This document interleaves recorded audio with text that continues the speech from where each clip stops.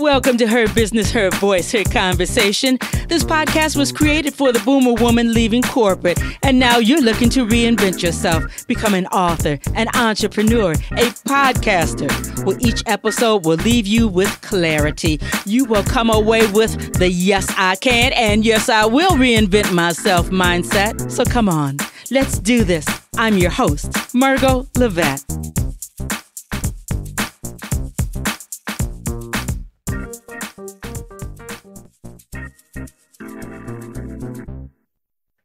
Well, hello, everybody. Welcome back. A brand new episode. Her business, her voice, her conversation. I have Amber Wynn with me today. And this lady is going to tell us all about how to put sexy into the nonprofit. And along with that, how do you stay afloat for longer than a couple of years? And this is, I like the putting the sexy into the nonprofit, but the real deal is, how do you run a nonprofit and you have some longevity? So this is going to be a good conversation. So let me tell you a little something about Amber Wynn.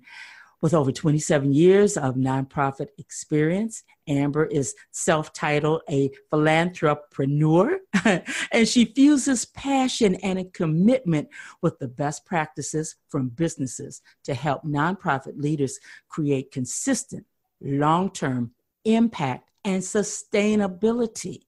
And she served in every position from grant writer. The largest award was $3.2 million to executive director, program officer, giving out over $7 million.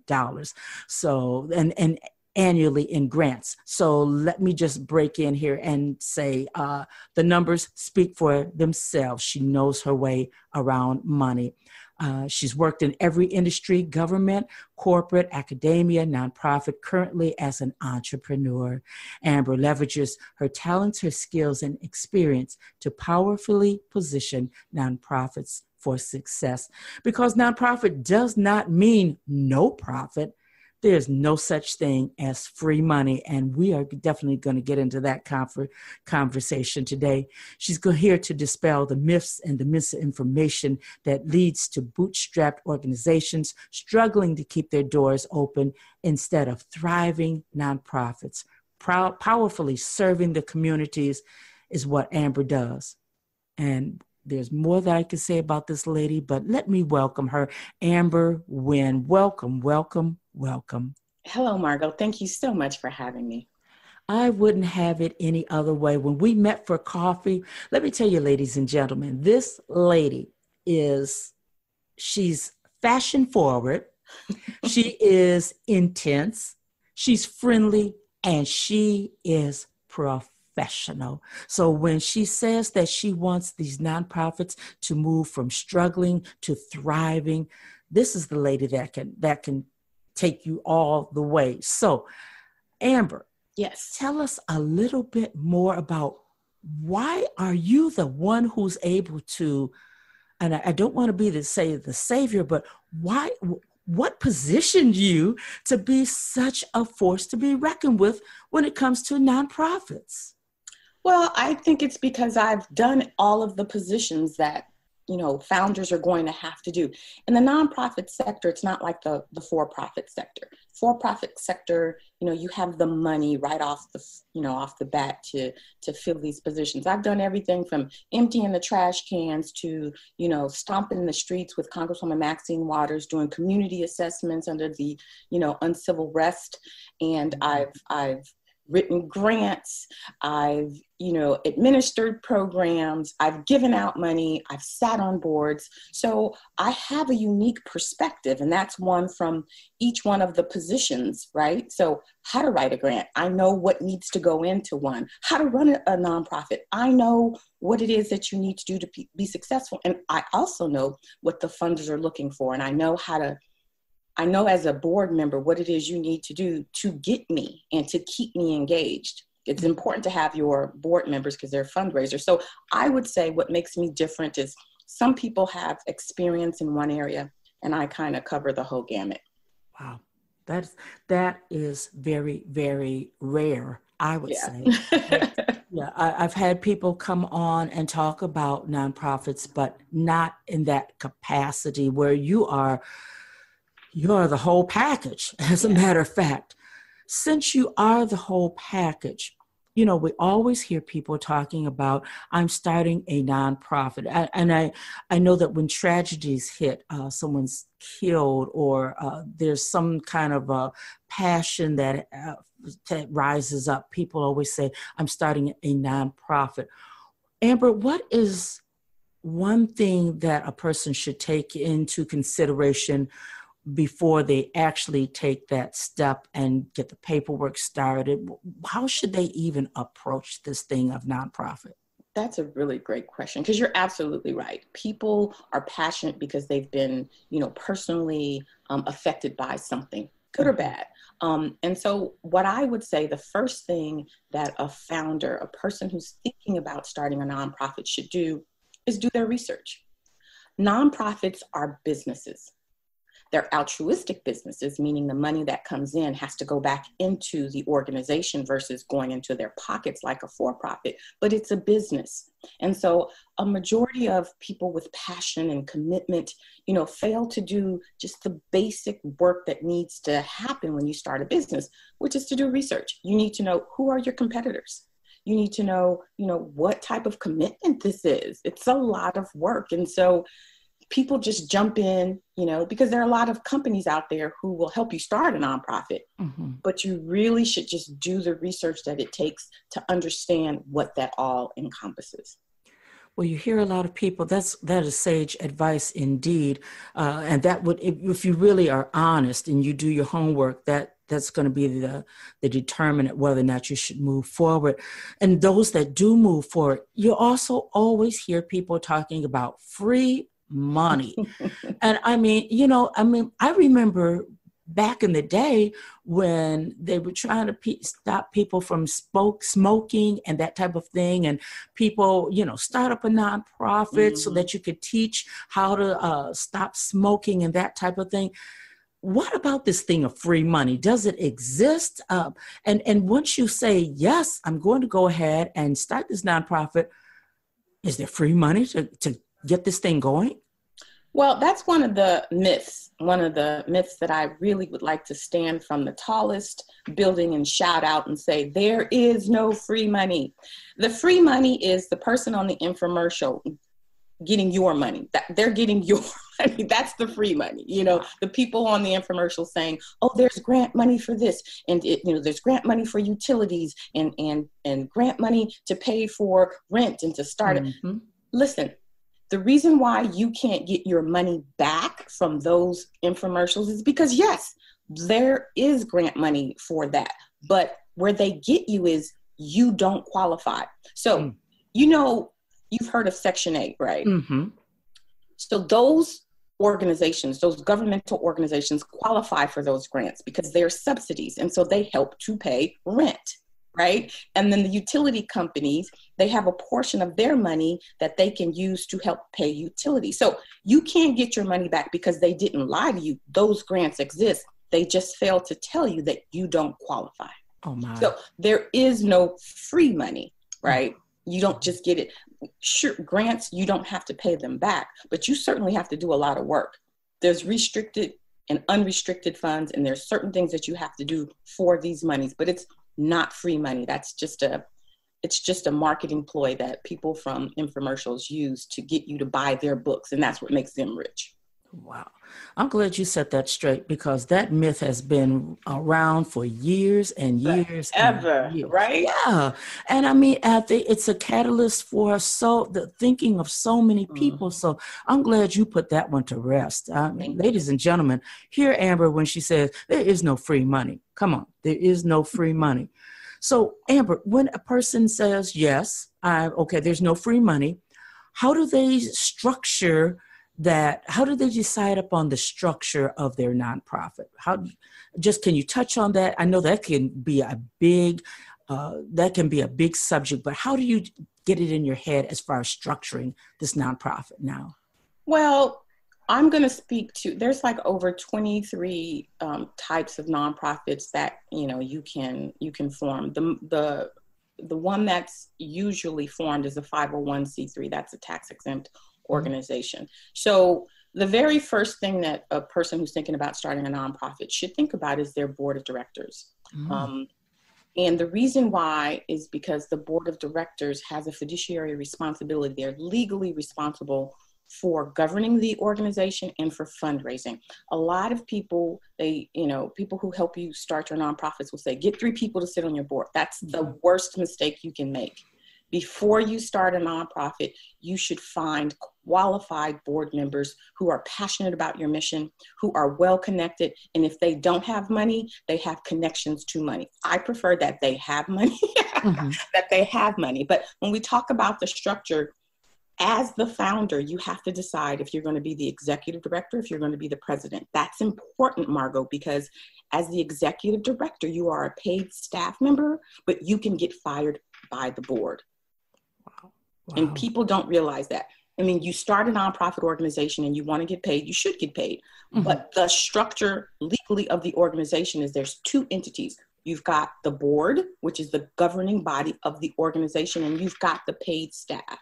So you have to determine which role you're going to fill. Are you going to make sure that you stay in air quotes control of the organization, or you're going to get paid? So to answer your question, I would say make sure that you do your research and really be diligent about your recruitment and get very powerful board members. Wow. I never thought that that's where you would start, but it makes sense. They are in charge of the fundraising. What's going to keep the doors open, the lights going? And so now don't go and get Cousin Ray Ray. Don't get Pookie, Mookie, and Sheikah in them. Yeah. Oh, seriously. That's, wow. Would you say that that's one reason why so many nonprofits just don't make it past the first year, God knows the second year? It is because people start with passion and they get into the situation and they're like, I need money. And you do. It's a business. You need to run it. And so the people who are legally responsible for helping you to raise it, they don't. Your friends, your family, your cousins, your classmates, they love you. And so they're going to support you. So yeah, they'll say, put my name down, but they're not going to be in the trenches with you, helping you to raise that money. If you have a seasoned board member, they know that that's their responsibility, and they're going to be in the trenches with you, and they're going to help you fundraise. And it's going to be something that you can plan for strategically. And so then that's when you get to the long-term sustainability. But people, they get burnt out, Margot. They deplete their own personal savings trying to keep the organization afloat because, again, they're passionate. And so, after that first year, for sure, after that second year, they're like, I can't do it anymore. And it's because the infrastructure wasn't set up properly. You're absolutely right. Wow. That's this is good. This is good conversation.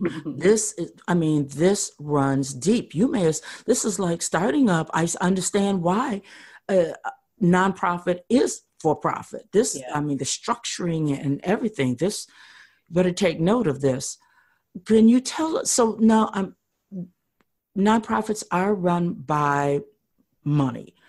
What does it mean to think like a funder and not a founder? You said, I'm going to start up this nonprofit. I am the founder, but how do you think like a funder? This is very, very important, Margot. People go in thinking with their hearts and they say, oh, well, I'm helping the people and I'm making a difference in my community. And what people need to realize is, as a funder, this is not money that's just being laid around and they're just giving you money for the sake of giving you money. They're making an investment.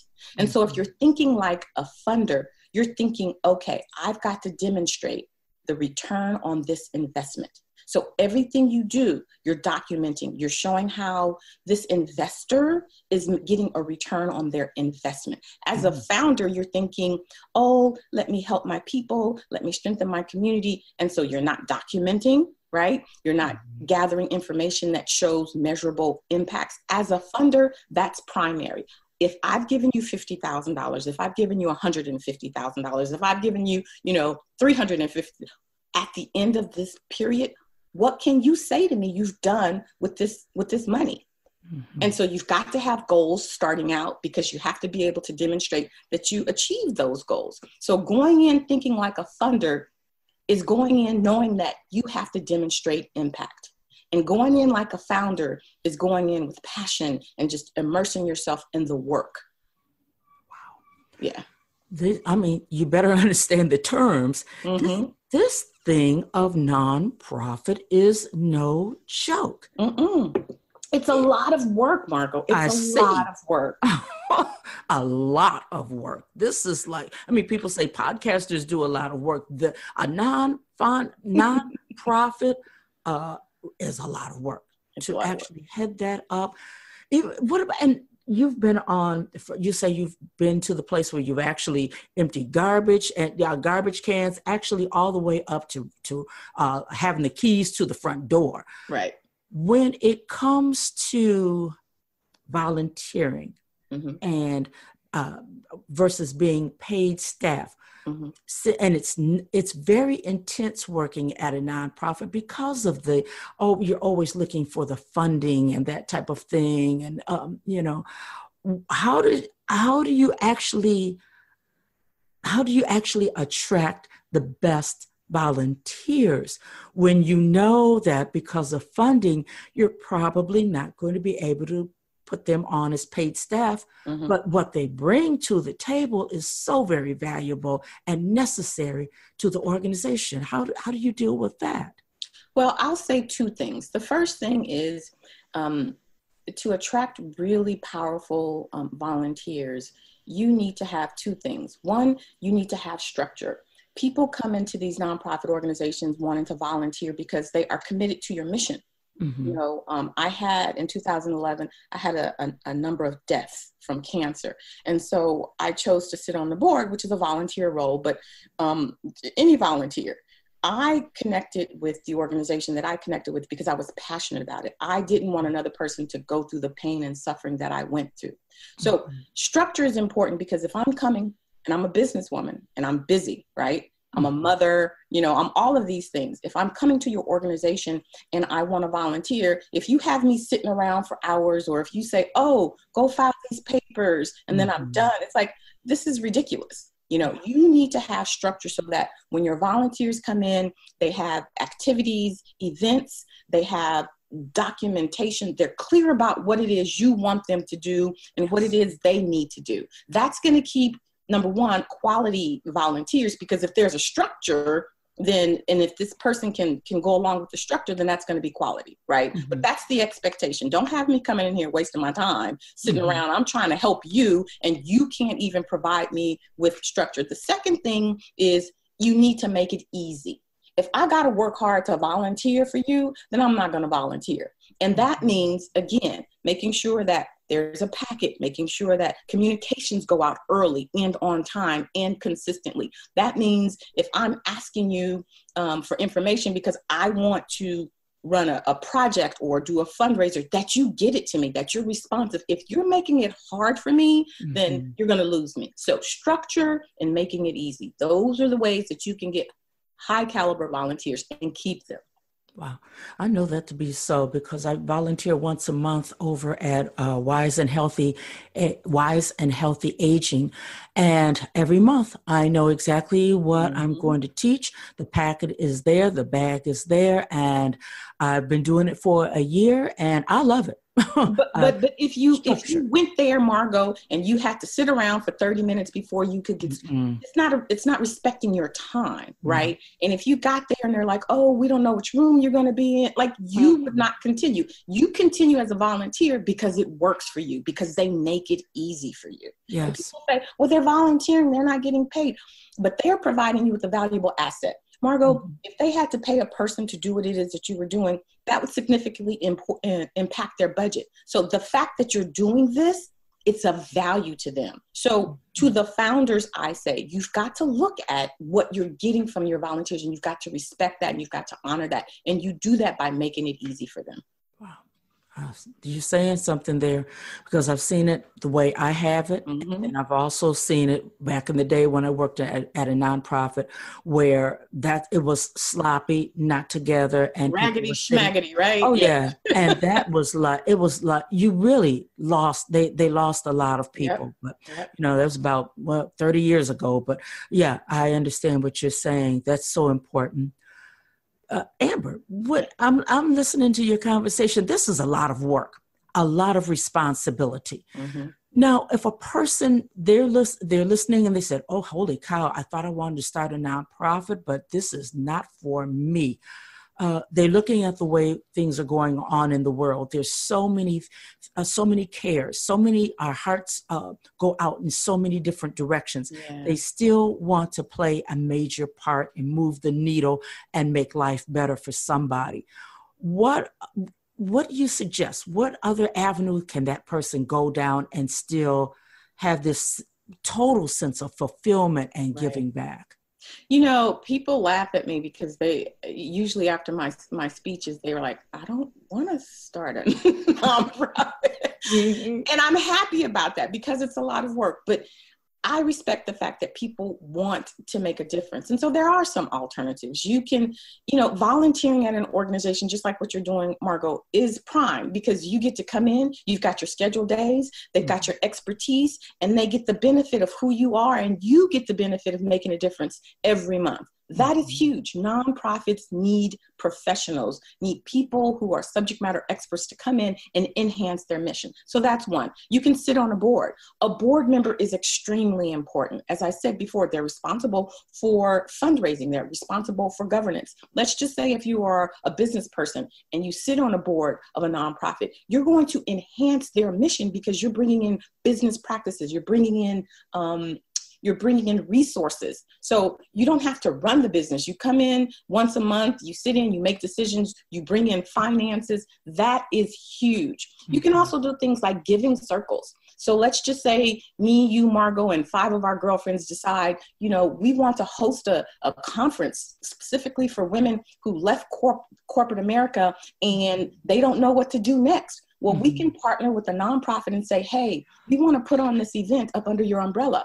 And because they have the 501c3, this is going to enhance their mission. So we can put on this conference, we can raise money, give it back to the nonprofit who specifically focuses on women and women empowerment. And boom, we've made our contribution and we walk away and we go home and we don't have to worry about how we're going to pay the mortgage or the rent or whatever it is for this business or how we're going to pay salaries, but we've made a difference. So there's probably 15 different ways that you can make a difference to whatever it is that you're passionate about without starting a nonprofit. The main reason why people do it is because of ego, Margot. Mm-hmm. They want to say they have a nonprofit. Mm-hmm. As opposed to really focusing on what's in their heart, which is to make a difference. If you can drill it down to, I really just want to make a difference, you can do that without starting a nonprofit. That is powerful right there. Because you always hear people talking about the start of a nonprofit. You always hear people talking about, I'm sitting on the board. Mm-hmm. But as you speak about the duties of a board member, it's like, holy cow, be careful about getting on that board. Yeah. But there's so many other ways that we can make a difference. This is good stuff. This is simply good stuff. Thank you. Oh, I love it. And I love it too. And I am a founder's biggest cheerleader. Like I am number one fan. And I just want our communities to be informed. If you decide to make a nonprofit, that's fine. I just want you to go in fully informed and knowing what it is that you're getting into. So I really want to thank you for allowing me to talk about these things and talk about them in a way that's meaningful and that's real, because people get so much misinformation. They start it and they can't, it's just horrible. So thank you so much for allowing me to share this truth, if you will. Oh, this truth had to go out because, you're right. There's so much misinformation and the heartache of something not being sustainable, that it doesn't help the people that have put the time and the effort, the sweat equity into it, and it doesn't help our neighborhoods. So we get something that's supposed to be there, something that is sustainable, something that's going to be around for more than 2 or 3 years, then it's a win-win for everybody. Oh my God. Thank you, Amber, for coming and sharing this information with us. I'm thinking about branding. I mean, a lot of these nonprofits, we identify them because of what they do, how they do it. Mm-hmm. But for the person that says, okay, I've done my homework, I'm all in, I have my board, I understand my roles, and everything's falling into place. How important is it for them to establish their brand right from the very beginning so that they can attract the volunteers and the podcasters who want them to come on and that type of thing? Well, you hit it on the nose. This ain't your grandmama's nonprofit. Uh-huh. We are in 21st century nonprofit sector now. And, founders need to realize that it's not how it used to be. You can't just start a nonprofit and they will come. You are competing against organizations who have strong social media platforms. And that's good because this is how we connect with our audience now. So what I say to nonprofits is you are a business, and when you try to go out for funding or you're looking for corporate sponsors, they're looking at you. And so if your email says, littlemama@gmail.com, then you're not professional. And that's a part of your brand. So you have to invest money in, Amber@amberwynn.net. That is a business. Of course, it's going to be .org for the nonprofits, but you've got to have a good website. And so nonprofits are like, well, I'm a nonprofit, and so it should matter. Again, a funder is investing their money into your organization. Because there's so much competition out there, if I'm giving away $7 million and I've got 500 nonprofits that are applying for this grant, I don't have to look at you. I have so many options. So you need to come. You need to bring your A game and you need to come hard. And that's really about branding. Don't come with no Wix website. Pay for your website so that it is branded, so that they know that you have invested money in your organization that speaks to who you are.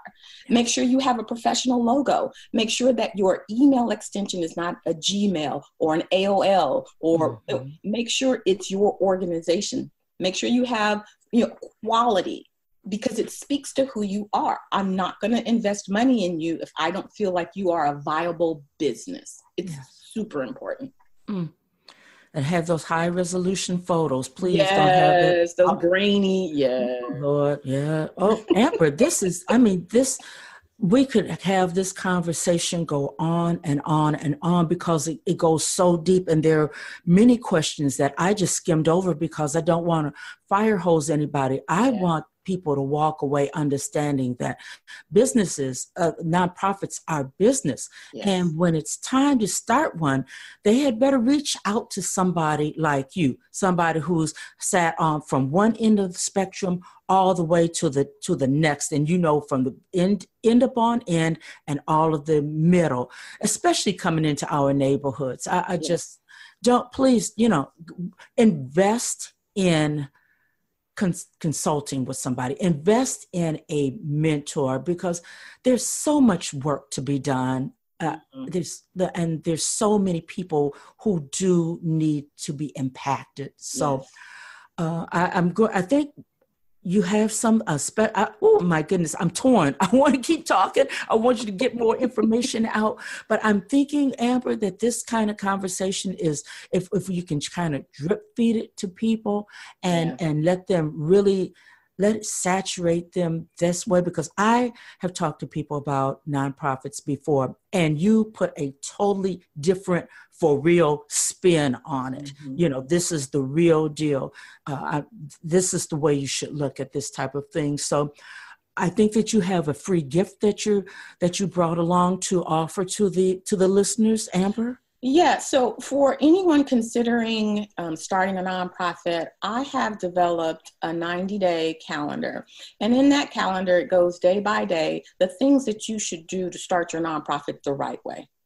You can start a nonprofit. You can incorporate, and like I said, you can get your 501c3. But the right way is creating the infrastructure. So this 90-day calendar gives you step-by-step instructions on what it is you should do. So when you're finished, and you can do it clearly, sooner than 90 days, but it just gives you all of the things. It tells you, this is when you do, this is how you start your board. This is, all of the things that you need to do to start your nonprofit. Right. And it's completely free. So wow. You don't have to come to me and say, hey, Amber, how do it walks you through everything, because I wanted people to understand everything that goes into starting a nonprofit the right way. And so for your listeners, they get the 90-day, how to start your nonprofit the right way in 90 days or less calendar.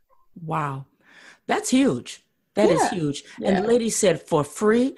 So everything that Amber spoke of right now, she's put that out, spread it out over 90 days. So what we weren't able to cover totally in this conversation, it's on that 90-day calendar. Yes. So Amber, where do they go to get their copy? They can go to my website, which is amberwynn, WYNN.net. So amberwynn.net, and you go to the resources page, and they can click right there, and it says how to start your nonprofit in 90 days or less. Wow. Thank you. So before they make those big decisions, and to start a nonprofit is a big decision. Yep. Get your 90-day calendar from Amber. Amber, do you have one final nugget or thought that you want to leave with everybody before we close out? I do. I just want founders to know that it's important for them to understand that their role is to strengthen communities. And the only way that they can strengthen communities is to be there long term. So they want to make sure that the infrastructure for their nonprofit is solid. They want to make sure that they set their organization up powerfully. So that's diversifying their funding streams. That's making sure that they have solid board members. It is a task to run a nonprofit. So just be sure that you do the homework that it takes to set the nonprofit up powerfully and to run it so that it's thriving, because your community is counting on you. Yes, indeed. Wow. And on that note, I won't try to say another word. Thank you for giving the truth and the clarity. So many of us are coming out of corporate, and our passionate hearts are pulling us in different directions. We're authors, we're speakers, we're entrepreneurs, and we want to start nonprofits. So thank you for your truth, Amber. And you're going to have to come back again. You really, really are. You touched on so many things. I want you to be able to come back and take a deeper dive. I'd love to. And you know what, Margot, instead of like preaching to the choir, maybe we can, leave with some actionable, steps or something, so that it's great to hear it. But my big frustration is always, well, how do I do it? How do I do it? So perhaps next time when I come on your show, we can have them walk away with some tangible next steps that'll help them, get through the process. I'd love to do that. Thank you. How to actually get it started. Yes, yes. Wow. Well, you know what? Before we close out, to me, that would really, really be a good idea.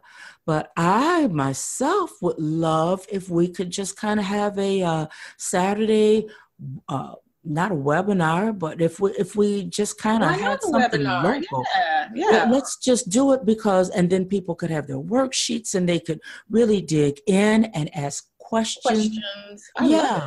So what's next I said, yes, I got Amber's 90-day calendar. I'm all in. What's next? Let's work on that. I love it. Let's do it. Okay. Hey, you heard it here. You heard it here, ladies and gentlemen.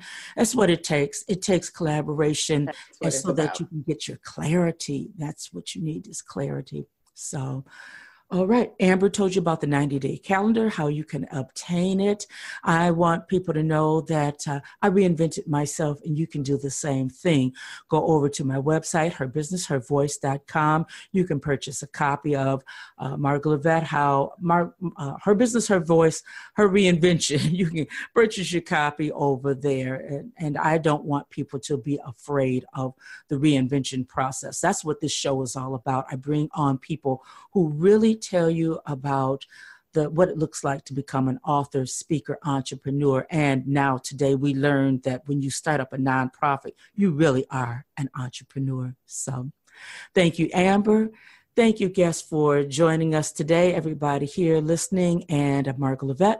I will be back next week with a brand new episode. In the meantime, I have to say, bye-bye. I want to thank you for listening to Her Business, Her Voice, Her Conversation. Couple of things that I want you to do right now. Go to my website, pick up a copy of Her Business, Her Voice, Her Reinvention, how I went from game show hopping to international show host, author, and speaker in 1 year. Number 2, please freely listen to each and every episode. Share them out with your family, friends, the men in your lives. And then number 3, get in contact with me, one of the experts that have been on the show, because I want to make sure that you reinvent yourself. I'll be back next week with a brand new episode here on Her Business, Her Voice, Her Conversation.